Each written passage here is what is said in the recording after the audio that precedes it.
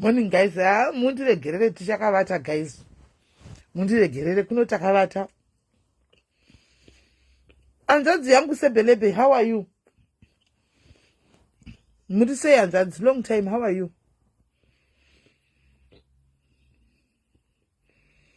Unawo chiboneti cho guys. Chiboneti chembere.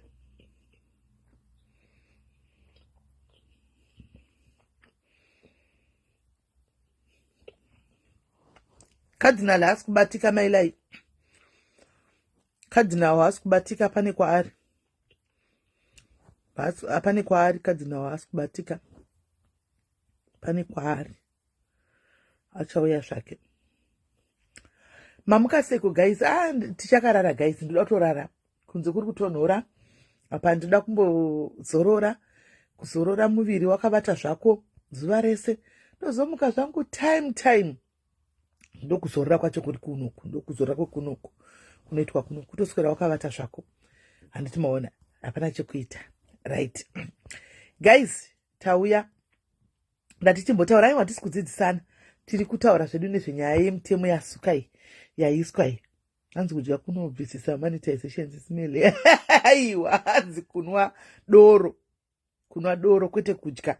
Remember kuti kudya kunotori nevanhu vari kuita makombetition ekudya ema-eating challenges. Yesitando mulilo zviri sei kumwa doro.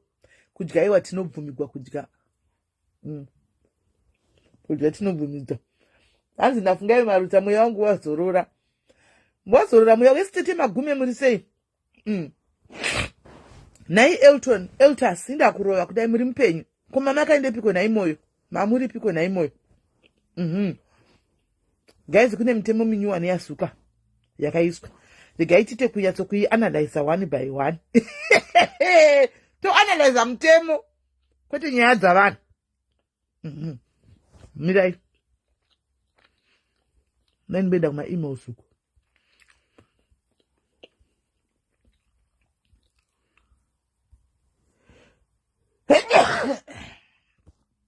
Nendibenda kuma emails uko. Unoitsvaga. Teme.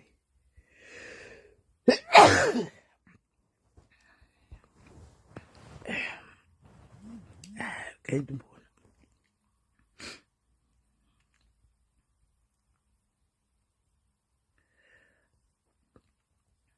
Ndomboita kunoitsvaga.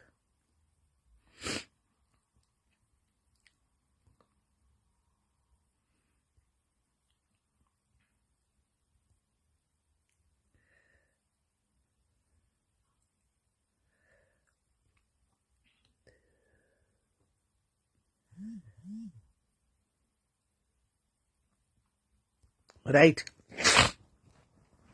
Hanzi, it's not allowed to promote or bring alcohol on social media. Anditi, right. Zvichireva kuti hazvichabvumirwi. Bombira guys, dzine flu. Bombira imbotsvaga ndekete yakaya. Tambokwanisa kuita mutuna ndekete yangu.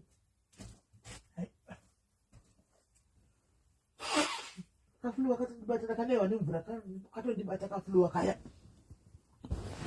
Zvichireva kuti hazvichabvumidzwi kuti uye uchimwa doro pasocial media kana kupromota doro pasocial media. Anti muri kunzwa. Saka zvedoro kana kuuya uchipromota doro, because according to Zuka, kana uchimwa doro pasocial media, you are promoting behavior yekumwa doro pasocial media. Anti as we know now kuti social media ine vana vadiki, vana vazhinji ndo vakadzara pasocial media right now. Vazhinji vana ndo vakawanda marikutamba pasocial media platforms. Saka kumwa doro pasocial media, it means kuti you are creating kumwa kwedoro. Anditika be it vana, be it kudini. Hai bamnintonde muri sei. Right. Hanzi, it's not allowed to record someone without telling them that you are recording. Handimona. Hazvibvumi pachishona tiri kuti hazvibvumirwi kuti urekode vanhu vasina asingazvizi, usina kuvaudza kuti vedu ndiri kukurekodha ipano. Hazvibvumirwi. Anditi muri kunzwa. Zvokuti unorekodha zviya vanhu wozongorova by surprise wakuplaya marecordings avanhu. Munhu asingazvizivi azvibvumirwi, itori mhosva kuna Zuckerberg. Number 3, it's not allowed to steal someone's live show, pictures or videos to make it your content. Mazuva apfuurayo 2 weeks ago, makore ose ndairega vanhu vachitora maclip emavidhio edu pano vachipostawo kumareels kwavo, vachipostawo kumapeji kwavo. Ndaiti pachedu vari kuratidza makurarama. Asi ndazoona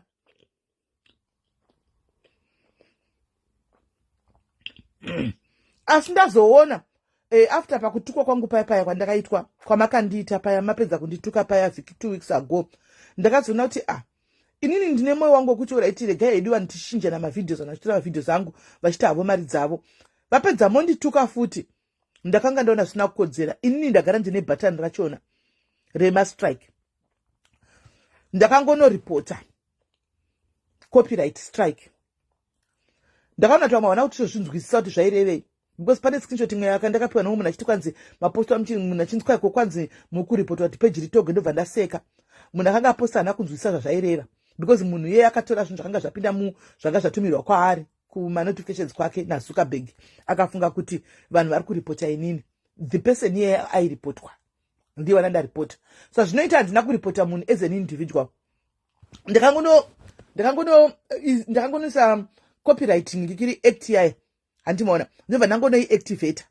Saka zvazvinoita zvinhu zvazuka manje zviri computerized. Pandakangoisa iyoyo claim yecopyright iyoyo, inonorova yega, inonosecha yega munhu wese akaposta video raSIS MELLY repanapa.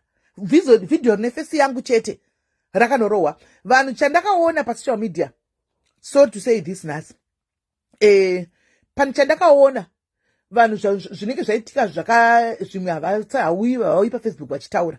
Ndandakatomirira kuona chaichitaura kuti vedu wetabvisigwa monetization dzedu because takanga takaposta mavidhio aSIS MELLY. Hakuna kana kai achitaura, ndakaseka. So hakuna kana kai achitaura, but pakabatwa vanhu mapatsi ipapo, pakabatwa mabloggers akawanda vese vaitora mavidhio vachiposta, vese vanhu vakavharirwa monetization. Vanhu vakavharirwa monetization zvekutodaro ipapo, zvekutodaro. Ene ndini ndoga ndaikwanisa kuenda kunotaura kuti aiwa uyu ndakanga ndamupa right yekuti aposte kuti adzosegwa monetization yake, nenyaya yekuti munhu wese angabva kundituka ipapo, wese wandakarovesa necopyright strike, hakuna kagona kuuya kwandiri kuti ati SIS MELLY ndarohwa necopyright yenyu. But Zuka anoripota kwauri manje, anotokupa list yepese paawana pane video rako, akatouya nemalist, not list yanga yakareba sei. Vakarohwa macopyright, vakarohwa mwacho muri pano munozvisiva. Ndimaona. Saka haubvumidzi kutora video remunhu paplatform pake. Ndichita live today, so if you screen record and you post it on your page and I report to Zuckerberg, kana wanga une monetization inoenda. Right now, monetization ipapo, monetization dzavo dzakaenda for 3 months asati dzadzoka. Asati. Ndosamchina kuti vamwe pasocial media yako zvinova havachauyi zvokumhanya, because hapasina need, haisati yadzoka nekuda kwemavidhio aMelly andakanga ndatogwa akanyogwa mazita avo asi aine fesi yangu kuchinzi ndiri kusvipira vanhu. Vakarohwa nemacopyright, havana monetization as we speak. Chavanacho chete mastars amunovapa. Ndoda kuti munzwisise kuitira macontent creators ari mucomment section. Munzwisise. Iyoyo yari kunyora chidoyo hatitauri mazita, yauri kunyora iyoyo yakarohwa necopyright. Vanotozviziva. Kana vandoziva kuti vanenge varipo pano nemaoriginal accounts avo. Vakarohwa necopyright. But because vaipa vaindinyora vachindituka, vainyora zvine hutsinye. Zvazvo kuti zvanga it was becoming personal. Hapana izogona kuuya uti ndaro pane one akauya anonzi Media Socials, Zimbabwe Media Socials 21 ari pano ndiye akauya kati SIS MELLY copyright ndikabva ndatoti nabamini mubvisei, because munhu anotambira pano ende wangopindawo macrossfire but haanyori zvake anongonyora like munhu ari kutaura ari kungounzawo nyaya ari kutsvaga kurarama, aingounza zvinhu zviri fe, aingoposta without kunyora zviri fe kana kumuona chikomenda aingoposta. Ndikati amusiyei, ndobva tatomubvisira uyu haana kubviswa mandation, takatonoibvisa kuti uyu takamupa consent, ndiye munhu wani akauya. Vamwe vese they kept z and even akataura pasocial media kuti ndavharirwa, hakuna akazvitaura. Tatakamirira kuona, ndakutozvitaura zvangu dasi, hapana munhu akazvitaura. Saka content yemunhu haitorwe. Ndakambotaura in passing chiti guys musatore mavideos edu panapa mucharohwa necopyright, vanhu vakafunga kuti ndiri kuseka, ndikabva ndangozvinyarara zvangu. Copyright inorova vanhu. Usatore video repanapa uchienda kunondiplaya, usatore mapictures angu uchienda kunoposta page kwako, because ndikarova nevideo nesita inini page rangu rakamonetizwa. Ndogara ndichikudzai guys, I always tell you kuti page rakamonetizwa zvese kuAfrica ipage raSIS MELLY Diaries. Ipage raSIS MELLY Diaries ndogara ndichikudzai, ndakambozvitaura kudhara. Rangu rakamonetizwa everything. Rinotoretwa senge mapage emakuru arina following yakakura zvokudaro, but rinoretwa semapages arino America uko, mapeji makuru iwayo. Ndo mareterwo epeji iriyo kuAfrica uko. So far ndiro 1 randakaona. Mamwe akaninga akabhadharwa ane ma-ads, anenge achibhadharwa ma-ads but asingabhadharwi kana ma-love kana ma-likes, rimwe anosiyana siyana mapeji aya. Ini ndakavhurigwa zvese zvakavhurwa, zvese zvakavhurwa. Chokwadi chakanaka, ndisi kunyeperai ndikudzai chokwadi. Antimaona. Saka musatore mavideos evanhu kana mapictures evanhu muchiposta kumapeji kwenyu, small content creators. Video chero risiri, as long as risiri rako content, make your own content. Make your own content. Aiwa sharing aikakanganisi Church Diaries, you can share.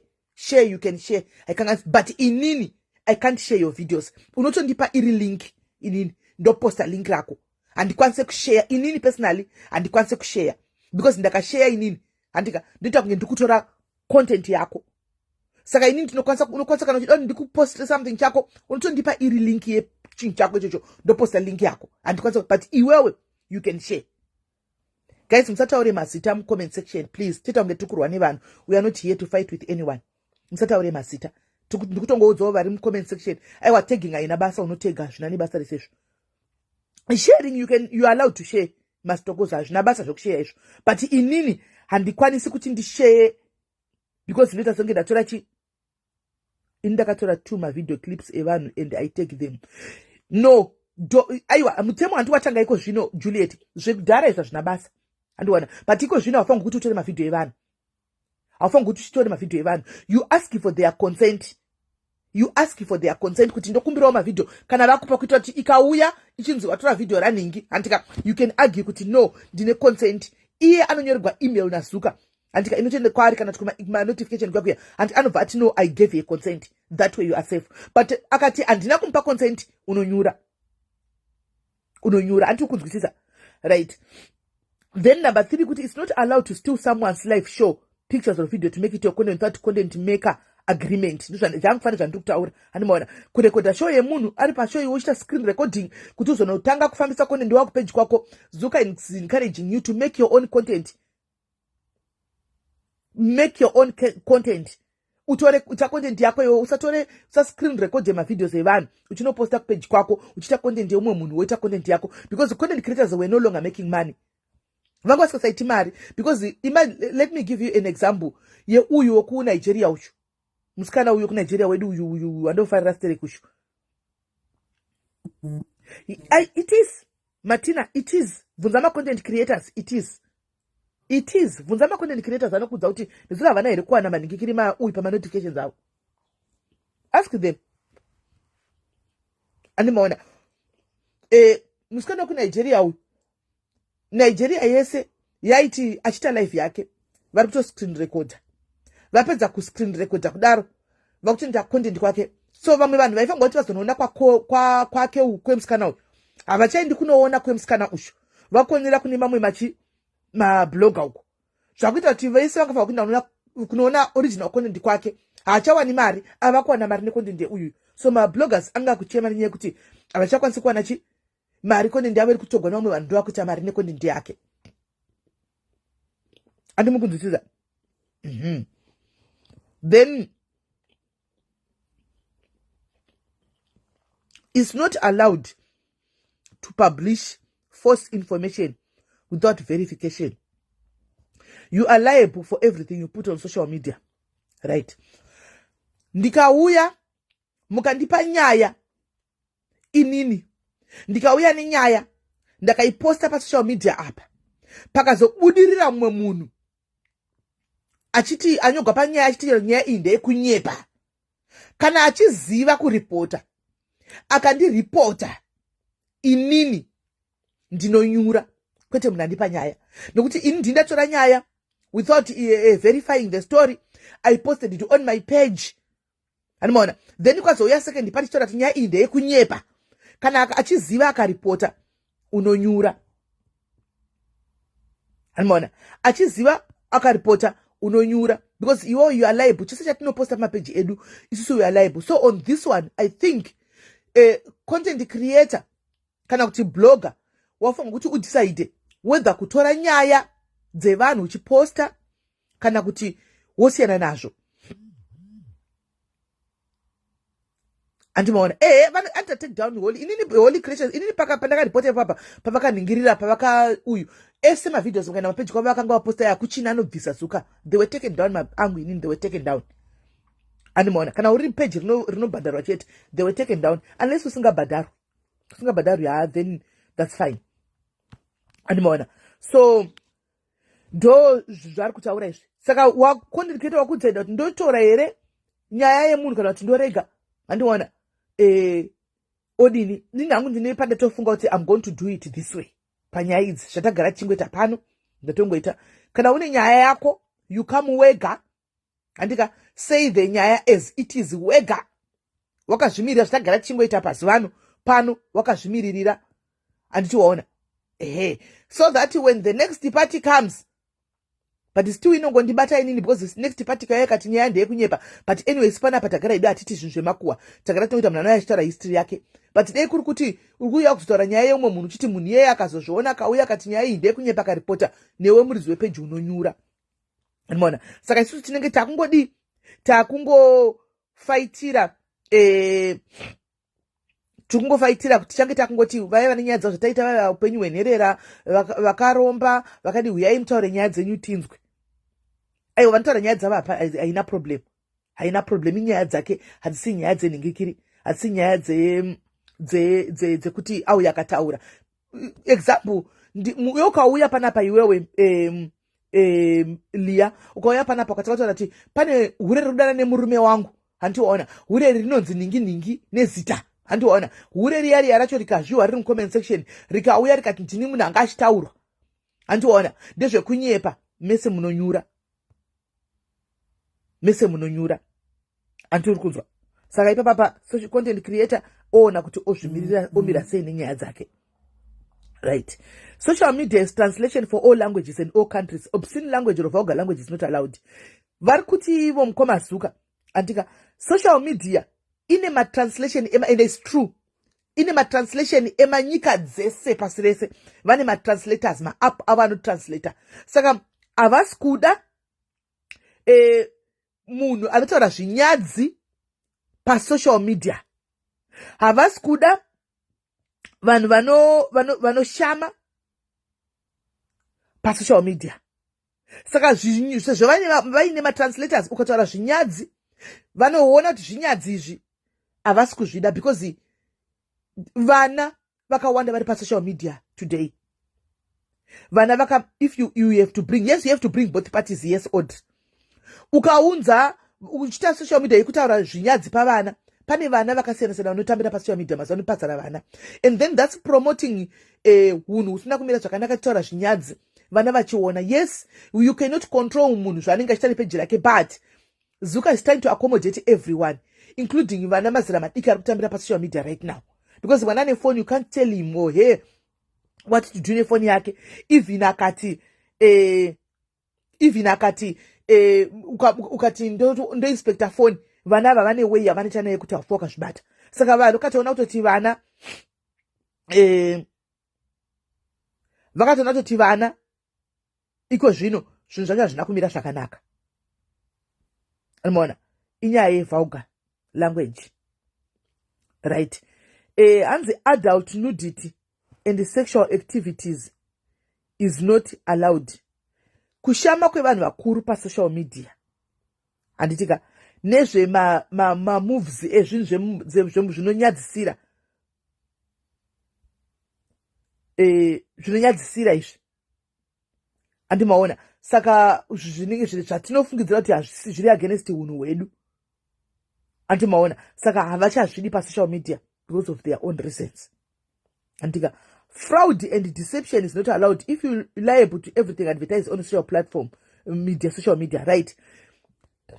Anditi inini ndakauya ndika advertise mastands pano, ndavingwa nevanhu vemastands vakati tine mastands, handiti ndakaenda ndakanoona mastands zveshuwa ndikadai, handitika pakazobuda vanhu vachiti tabirwa, starting from today wacho tabirwa, takaona mastands aya kwasisimeli tazobirwa.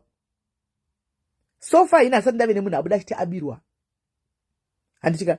Ende manje zvikafamba zvakanaka apa tinoda kutodai muchazoona pamberi apa, handimaona. Pakabuda munhu achiti ndakabirwa nokuti ndakaona advert paplatform penyu imi SIS MELLY, inini ndotonyura page rangu ratokanganisika. Saka macontent creators apa, you have to be, as much as it's advertising, kana tukaadvertisera munhu hembe, ukaadvertisera munhu hembe dzemunhu apa, munhu yaotenga hembe, muhembe dzirga kunosvitswa, akaripota, iwe uriwo advertiser. Saka unotonyura, ndiwo advertiser chinhu ichi, unenge uchinzi ita due diligence. Saka ipapa uri as a content creator wega, you have to think kuti waita sei, do you have to keep on advertising, kana kuti zvemadverts wombomira, kana kuti waita zviri kwauri sedunga munhu kuti wopa handla sei wakadai. Bullying and harassment. Social media yanga yazara mabully. Ine mabully social media, you know that. And ine vanhu vanoharasa vamwe zvekutodaro, zvokuti ukada kuti utaure point yakakudai so vanobva vazara pacomment iyoyo and they start harassing you. Thank you Marilyn.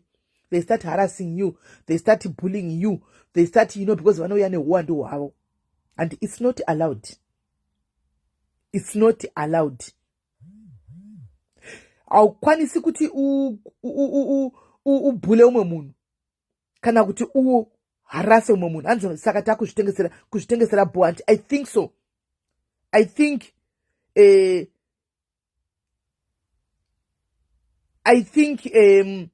uri kunenge uchiningira, unenge uchitoti uzvitengesere wega papeji pako, asi kana watengesa make sure to you deliver.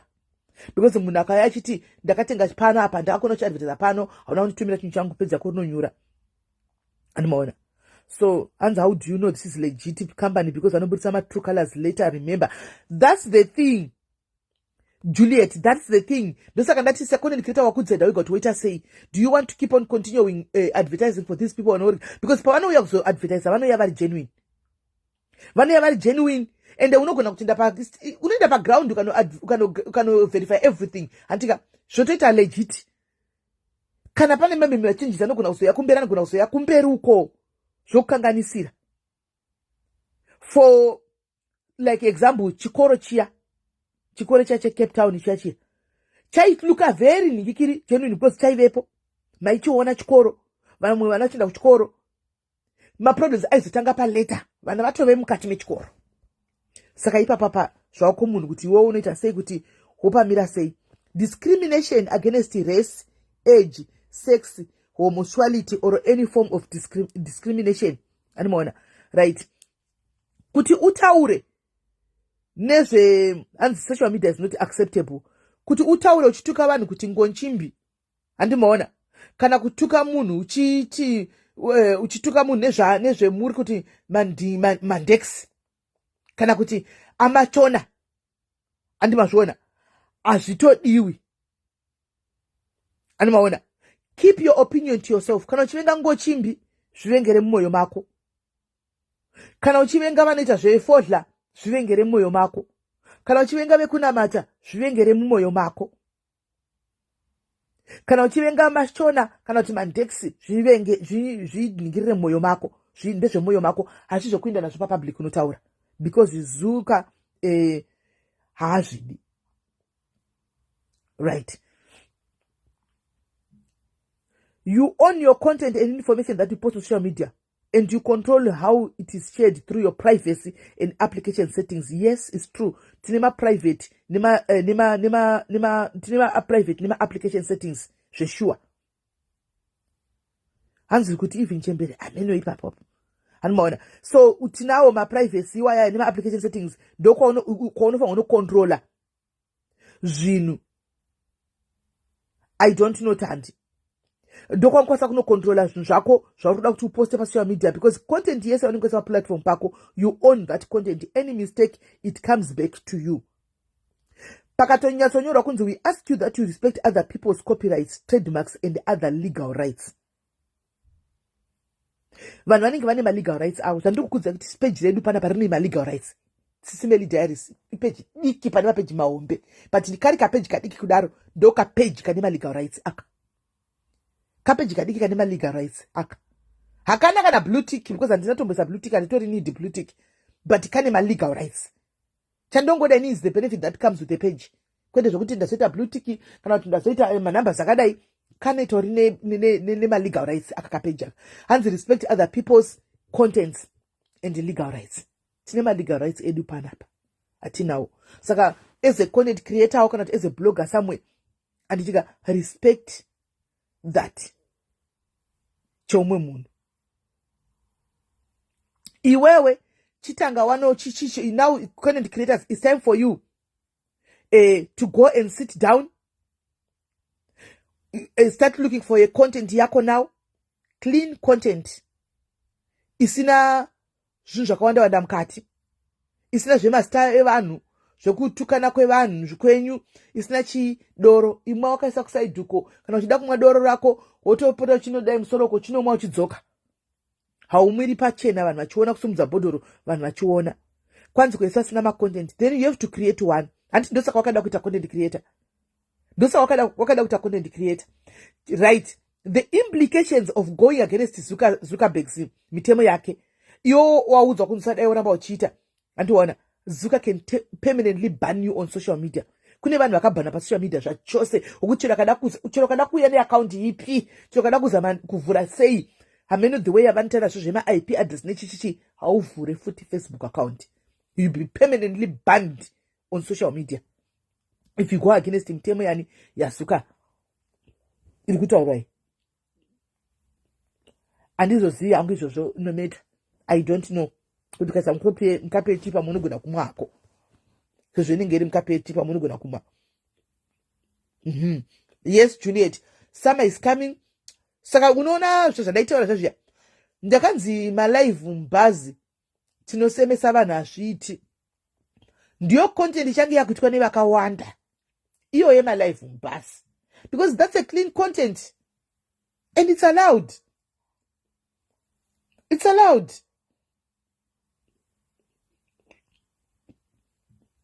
Ndikuenda ku-email kwangu chendai.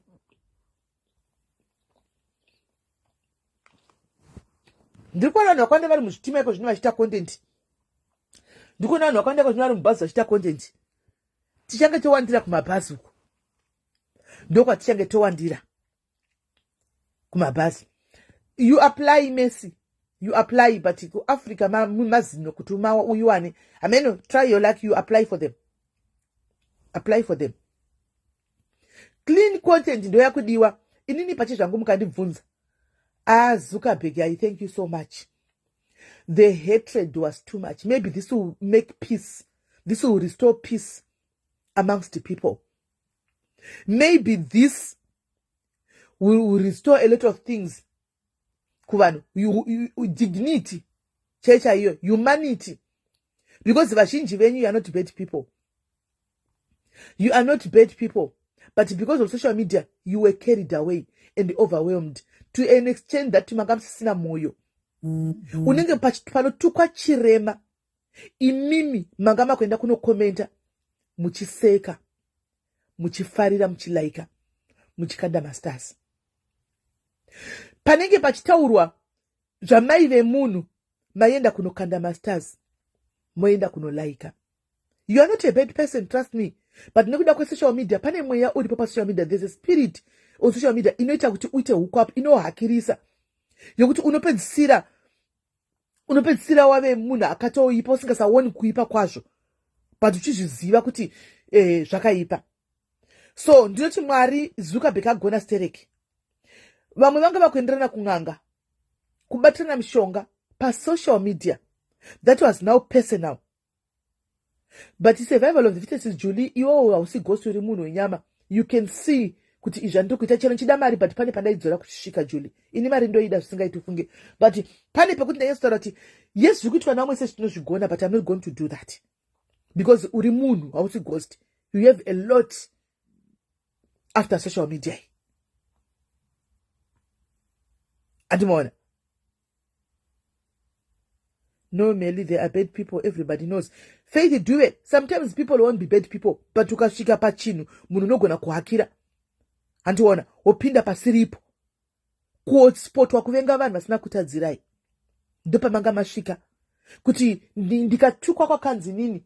Iwo haunambotadzirwa nini. Handina kana mbokubira kwachona. But kutonditukirira. Ugotukirira vana vangu, ugotukirira mhuri yangu. Ndisina chandakambokutadzira. Ndopa tanga tashika. So maybe all this, Zuka is going to restore peace and dignity and humanity again.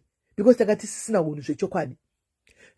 2 weeks ago or 3 weeks ago, ndakambotana chiti, mukaenda kumapeji evanhu yanoparidza. Kana kuti zvinodzidziswa kana zvakawanda zvakanaka. Kwana Auntie Gladys mutongore yako. Vano ndimarriage coach mai vaya. Mbovafolowa muone. Unowana kuine vanhu 30. Asi pari kutova kwacho chaizvo ipapo. Zvanga zvisinga make sense. Zvanga tari ndlovukadzi ndingina kwanza was become and you wear shame.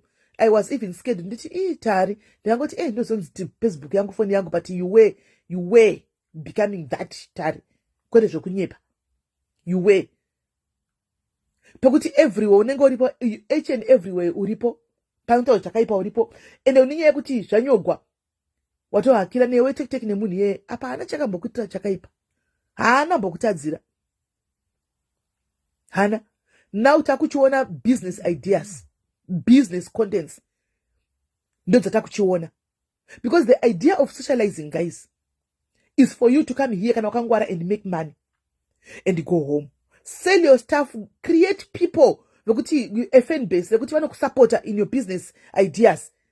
Vanokusupporta in whatever that you are selling. Get a $10 per zuva. Itama customer 5 per zuva, 3 per zuva. Then waita pane kuti makuseni unomuka kutsvaga mari yedata. Yekuti unoona kuti nhasi ndiani ari kunyeiwa, ari kudhrowa kumeso ndiani. Nhasi ari kutukwa ndiani, ari kusekwa, ari kukatunwa ndiani. Anoona. Paka pasisina munhu wese angangove kutotsvaga data nekuti hauna wamari kuita mari nesocial media. Ndambotana ngati kuna kuita mari nesocial media. People are making money unezvi zvanotengesa. Fan base ravo rese riri pasocial media pa. Ndopa wakabata ma clients pasocial media. Vari kuita mari. Zvokutodaro. But iwewe wangu chakakumuka makuseni chete kutsvaga data kuti ende makumbo ari kurwadza. No more makumbo kurwadza. Kana zvatanga unditege ndabva kundikaenda kundika whilst umwe munhu ari busy kutoti kwabuda dhiri repari kutengeswa chakati pakati. Ndopa ndiri kumhanya kunodi kunotenga. Vana Holy Creations vanochena vobuda vachena vachiadhesa hembe dzavo vachidini. Akatanga ari mudiki kasina kana vanhu vachimufollow vachidi. She's growing by the day. Right now is their time to shine. Kuti vachishaina manje vachibuda vachinetsa kuridza bhutsu vachipfeka vanhu vanodawo zvefashoni vachinoteverera chidzidziswa kupfeka ipapo. Social media vanhu vanga vakuita zvokupfekerana magosti kuti vanofumburana iri mhuri imwe chete. Sisine muning'ina chaiwo. Sisine muning'ina chaiwo. We were becoming toxic. We were actually toxic. Takatave toxic zvokutodaro. Zvokuti hakuna angachanongedza mumwe kuti uyu tose vanhu apa social media tanga tangofanana. Tatangofanana. I think next move raZuckerberg richaenda kumagost. Next move raZuckerberg, trust me, takarivara muchangoona chiurisa kumagost uko. So social media wakaziva zvawakafambira. ukaziva kuti pane mari pasocial media because ndo pane vanhu vachona. Makeke aunobika vanhu vanotenga vari pasocial media. Chikafu chaunobika vanhu vanotenga vari pasocial media. Hembe dzaunotengesa vanhu vanotenga vari pasocial media. It will help us to become better people. Kwete kuda social media yanga yave kuparadzana, kudestroyana, kuti ngaafe. Munhu aitogona kunyora kuti ngaafe ane basa rei, hana kana basa ya ngaafe. Ndaiwa vana yangu ichirova. Chero ndikavenga munhu kudisei, ndikasafarira munhu, handimbofi ndakaushira munhu iye kuti afe.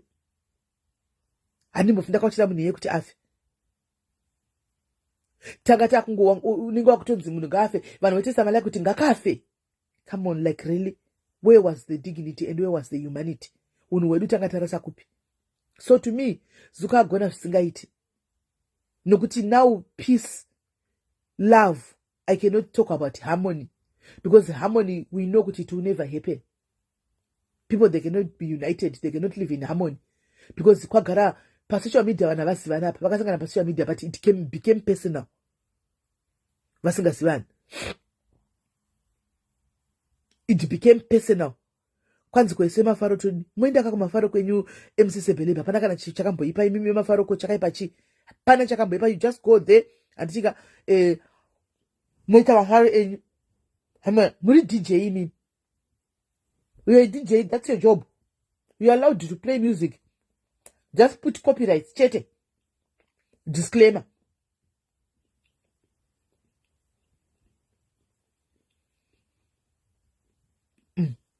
Ndoge mranga repollinate kuti chinhu chakaipa chinodiwa nevanhu stereke. Saka vanhu vakawanda waiti iwo usina chinhu chakaipa ukatanga live vanogona drama vanobva vabayawo timu rese robva ramanyira kuko kudrama wosara zvako nevanhu vako vashoma ivavo aunoti ndo real followers ako ndo waibva wasara nawo. Timu rako rawaiti timu rese rimwe rinenge timu rekudaro pange kuti pakanzi kwatanga live pakati vese. Ini changu chandodira Zuka gore rino akatitaridza vanhu vakatikomberedza vasiri vedu.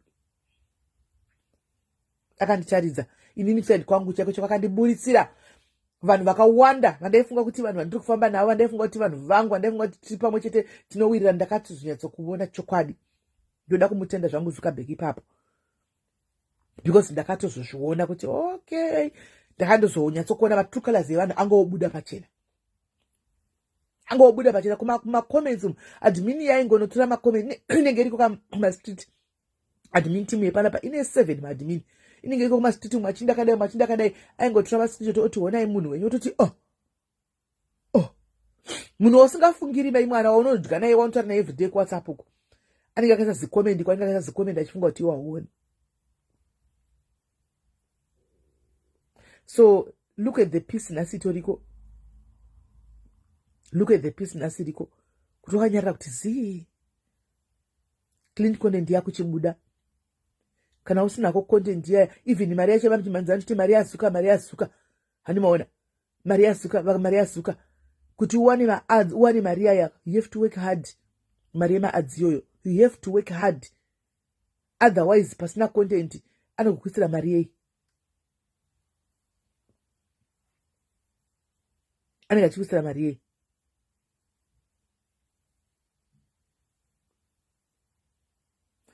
Ndekuti ndiri palive yangu panapa tichitotaura live yedu chiseka tichinakigwa tisina wata offender ndatukana kudii isati tuki vanhu guys mozviziva. You can attest to that kuti nandichatuki vanhu ndiri palive inoita kadai so face yako inongotorwa iyoyi yotonochembedzewa yotonoiswa ndebvu amen wozongoiona yatouya muchisimeni blokai munhu uyonaye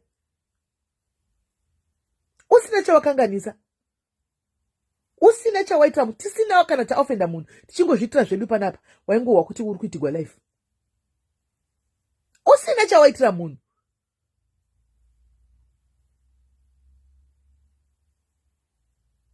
Ndo patanga tasvika sevanhu.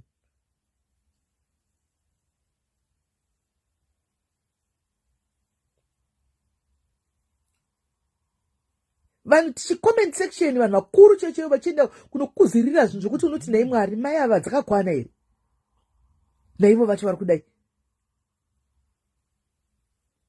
Now kids can come on social media vachitambawo vachita zvavanoita pasocial media panenge paasafe. Panenge paasafe. Hanzi asi ndo zvaivatama. I don't know jeva pamari here airinga uchasunga pamari. I don't know. Kana vaita mari onazvo good for them. Usinawo watadzira tichingoita va11 ndipana pa mjolo tichoseka kudai so umwe will just come here to come take a screenshot of your feed picture and then unoiunyaniza. Muri remember ndichiri essay ndoda kudzosera kumashure hesikani Lucinda. Muri remember ndichiri essay pandakaita live ndikambotaura in passing ndichiti guys one of the guys akapinda tida kukombaila everything that was posted about me kumafira kureva because itaida kuripota. We wanted to report. I believe kuti ma reports muri remember ndikuti PDF rakauya rakareba ndaratidza kuripedza ndakatya nezvandakaona ipapo. You remember me telling you that this pana vachi kuremember ndichiti PDF ravhiwa naro kumafira kureva zvinhu zvakazvichikombaila vasana mbona zvakadaro apa kuti unoziva kuti vana vandakavatadzirei vanondiziva handivazivi. This is now personal. Heti yacho haisiriyo ndaratidza kuti ndakatadza kuriona PDF rokuriona nemakuru ranga rakaita tikasubmita maclaims tikanyora mastatements kuna Zuka. Ngoti Zuka akawandigwa pasi rose karochasa Facebook anotora time yake achiinvestigate but tatakamirira patiently chingoza kuti Mwari one day because takanyatsa kugara pasi rakanyatsa kudraftwa kuti zvokutaura zvinonetsa unoswera utukwa futi betangoita zvipi tikaita paperwork tikanyarara kuti I think patove ne 5 months or 6 months ndazvitaura pano 5 or 6 months ndichaona kuti zvandaona zvinotyisa apa huvazivi vanhu vasati vambosangana hamutozivani but zvanga zvaapersonal for the why I don't know. Ndo patanga tasvika 7. So I think this now will restore us our peace. Zvorestore kuti paFacebook unenge uchiya wakafara. I'm very sorry kune mamwe mabloggers angachita content ngotora nyaya dzevanhu muchigara pasi and you start looking for another comment. Sit down, start looking for another comment because now posting chiclip and mabloggers angakurwisanisa pane one group one page chiblogger angakurwisanisa munhu yeye handizi kuti hope dzanga dzichazovata here ainotora kaklipu kadiki pezvawataura kadiki kasike zvisingatomboenderani ongonodzura ipapo onotora uko kaklipu kadiki handi ozvibatanidza poita kunge nyaya ozvibatanidza poita kunge panotori nyaya iri riu iripo zvokuti the party iyi kasanoona live yese uko kana kuti iyi party iyi kasanoona live yese uko munotovengana mugoundurana mugodi kuti wakandituka ukasora zvakati wakazodai pasina ari maklipu abatanidzwa maimwana peji iroro ari maklipu abatanidzwa kurwisanisa kudaro ende panotanga drama ndozvanenge akamirira akuwana yanga iri content yake owana zvokuposta.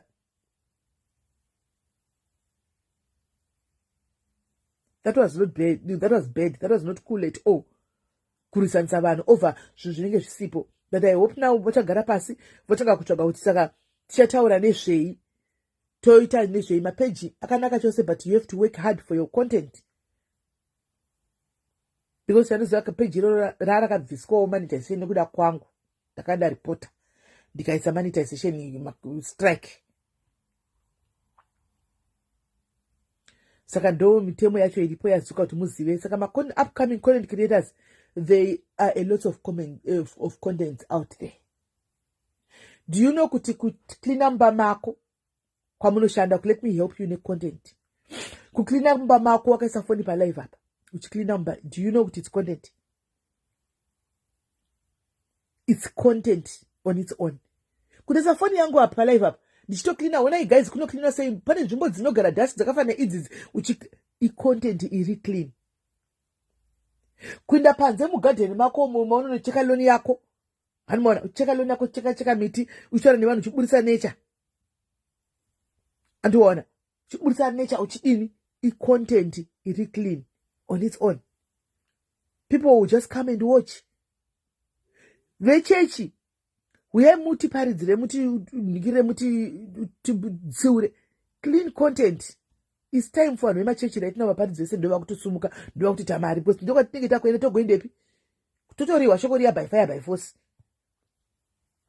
Animona kana wakupenda imba mako uri palive uchipainta imba yako kudai vanhu vanenge vazvezvitonakidza umwe vanhu itori content iri clean iyoyo. Vanopfeka hembe dzavo fashion vachimodhelawo vachidini icontent. Vanoita malive mumabhazi nemachicho kuti onaiwo nzvimbo guys itori content. Content yakawanda haimbofi yakapera content. Kungoti ningori lesi kutsvaga kuti ndinoita nezvei ndite content chete besides nyaya dzevanhu. Tataneta nekuunzwa zvituko zvinyadzi pese pese ngodai zvinyadzi nevarume vanga vajoina ngodai murume uyo ngodai murume atigonera suka atigonera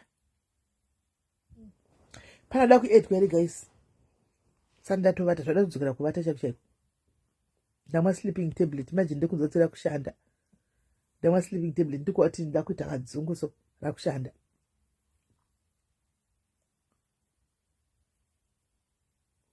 And this is SIS MELLY live. There's a guy in the UK who does his content in the train every day, going to work and he's winning so high. Yes, I see mosha kuita content bus. I see mosha kuita content bus. Kana content mchitima. It's clean content. Ngoti chine zvengo zovengwa one vavengi. And remember that vanhu vagara vari papa kudango kutsikirira pasi. So they would come and try to destroy you. Nekutaura kuti kwaitira ema life, but itori content iri clean. It's a clean content azvirabidzwe izvozvo kuita malive mubhasi as long as usingaburitsi vanhu vari mubhasi uchichitora live yako watidza panze kuti honai guys honai pandapinda honai vanhu vachionawo nzvimbo nyuwani iclean content.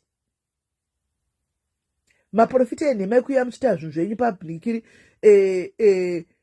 pasocial media muchitora mari dzevanhu you can't do that anymore pamapeji enyu. Ende kumapeji kwedu kunoku unouya kana uri wemahara chete.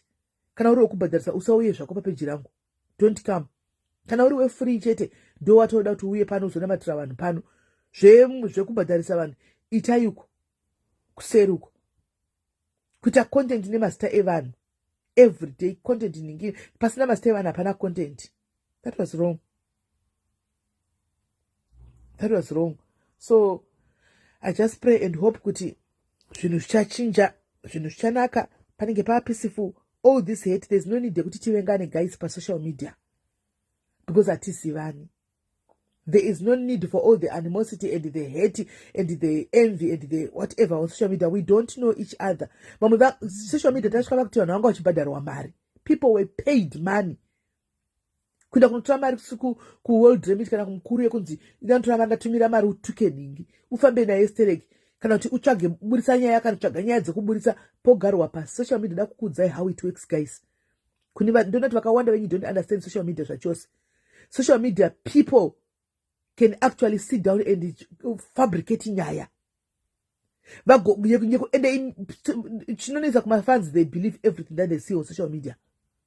They believe everything that they read on social media. Zvimwe zvina kuitiswa guys. Madrama aya anocreatewa. Hanimaona. Nyaya dzevanhu dzinocreatewa just to create content because inenge chichiunza maviews. Tukana kwaita kumwe kunenge kuri kucreator just kuunza maviews. Just kuunza maviews. Good morning. Don't believe everything that you see on social media. Good morning. How are you? I'm good. Aiwa izvi zvinofadza munoziva kuti kune content creators akawanda even vari muZimbabwe chaivo vakawanda but vanga vachivharidzirwa because tata kungozara kuve kunotukwa vanhu kwepo. Are you so happy my sister kuti zvinofadza izvi? Aiwa zvinofadza. Are you sure? Are you sure zvinofadza here? Chokwadi sure. The reason why ndikubvunza you are one person aienda kunokwira pamalive evanhu muchitsikirira vanhu muchibatsira kutukirira vanhu my sister. Sorry but I'm telling you it's coming from a place of love. Kuti kudaro inini? Yes. I don't remember. Yes, no, naku. Yes. You would go on people's platforms mojoina malive motoenderera kuri kuenda mhepo ndokwamunoenda. Even sometimes just zati nyaya yakame maenda kwaenda kuninda mhepo momira ipapo motanga kutoti ngeno nevanhu. Handisi kuti ndo unhu wenyu but makabatochinjwa nesocial media. Imimi my sister nakumatenga indoziva vanhu ini vanhu ndoziva zvenyu ini vanhu ndoziva kuziva handiudzigwi. Ini ndini munhu ari peaceful manje sisi. naku ndichakurangaridza. I will remind you. Aiwa ini ndatofuma mwoyo wangu wakanyevenuka uchinyatsofara kuti tazwana pisi Ndofunga mufunge. mangofara henyu kuti hapana choice ndo zvatovepo.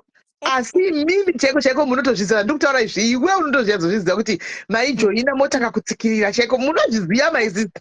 Kana kuti tangojaira kutsigira but panenge pasina violence, panenge pasingatukwe vanhu patechipinda pepe, unenge uchingotaura opinion chete maybe. Oh, Kwete kuti okay. kunyatsotuka chaiko no. Mm. Okay, but aiwa tikufara ende macontent creators akawanda vanga vachitsikirwa zvezvokuti unoti ukatarisa kana murume uyo anofamba achipa vanhu mari muharare vaakuchinyatsoshayina manje. Yes. Ana tafadzwa Yes. vaive vanobata Shema, this is masosi. their time now to Ehe. shine. This is their time to shine now. When uncle said, "What now?" Right. This is their time to shine now. And more vachinyaso Vakawanda. kuonawo vachienda vachiita zvavanenge vachiita. This is their time vachinyaso kuona kuti zviri kufamba sei. This is their time now. Ya vakawanda macouples, tumwe tumacouples, tumwe tunyowani Yes. zvakawanda, vakawanda vane content yakawanda. Yes. Pane mumwe mukadzi wandotombona anoita zvekubika makenduru achiita sei achiita zvekuchengeta huku nechi content vachabuda manje, vakubuda Yes. vanhu vaive vanofanira kunyatsowana mari yacho chaiyo chaiyo. Unfortunately, Zimbabwe Facebook does not pay. Yeah, all right. Shame. In Zimbabwe, chero uri content creator wakaita sei kana uri kuzimbabwe, chero wakapenga sei, unongokanda zvako content for the sake of kutsvaga viewers, but kuzimbabwe zuka does not pay. And selected countries anobhadhara kuafrica, haabhadhari every African country. Okay, so that's a shame. But variko vakawanda vanotonyatsoita proper content chaiyo chaiyo. Kana ipo pano padiaries panapa ndopeduka panapa uzoti aiwa panapa tiri safe. Asi pamwe tagadziriswawo zvamataura, kana ndani chambojoinawo malive ndichitsigira zvinondapanishwa ka hatichakwanisa kuzviita. Ndizvozvo Aiwa. atigonera zvake. Aiwa atigonera because unozoona wakutorasa hunhu kawakungojoinirawo dzimwe nguva isiriyo character yako futi sometimes. Ndizvozvo vanobika vaya, it's their time to shine now. Yes. Variko vana salad with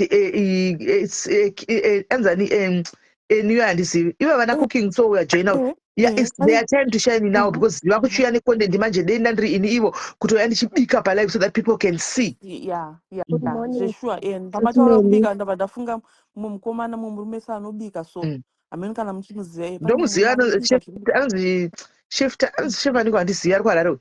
vanenge vakuchinyatsobuda taakuchiona proper content inovaraidza chaizvo chaizvo nekudzidzisa. Aiwa saka tangoti nditaurewo izvozvo. Thank you, my sister. Thank you, my sister. All right, chef, my sister. Right, hello dear. Mamuka say, Sis Melly, I'm very happy. I'm very happy about what's going on. I think itakataura last week kuseri ne now yemapuruvos. So mina I'm soul food vibes. Ndinobika Sis Melly, ndinogona kudzidzisa, ndinoita zvemakampani yangu potential to assist people, our community. But this is my second year on social media because it was very vile and toxic. And Mina, as a human being, I couldn't put my face to my brand or to my content because I felt kuti our community is full of judgmental people. It's full of hatred. It's full of kudzikisirana pasi.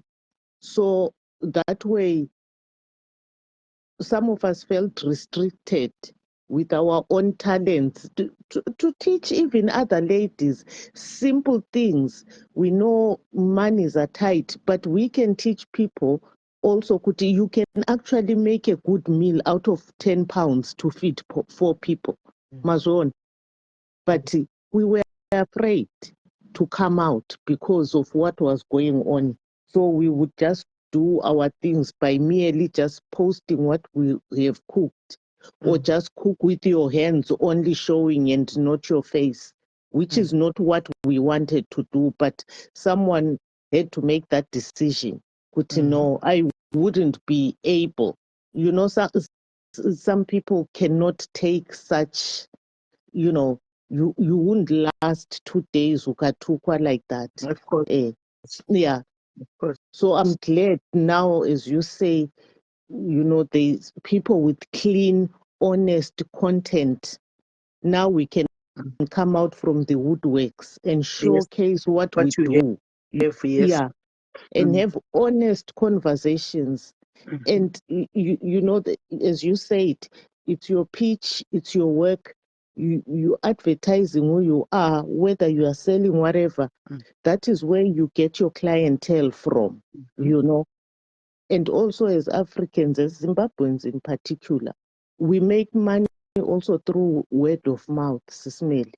For example, if you can sample my buruvos, for example, you can tell your neighbor, you can tell your sister, Of your course. friends, kuti hey, Ndakatoimirira kabruvhosi yangu because ikauya ndichaibikira palive vanhu vachiona exactly, ndoidla ndichitesta ndichizoudza vanhu yeah, kuti hey, paita bruvhosi guys pakati go and buy. Simple.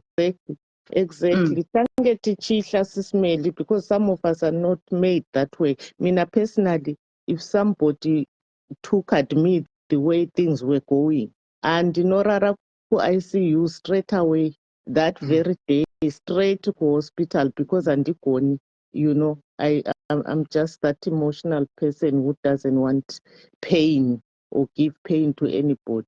So that's why we were doing our content kind of behind the scene, hidden.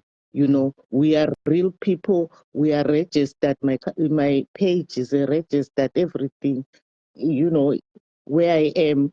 But to really thrive, my page to thrive, it means I must see the people that follow me. The people that follow me must see who I am.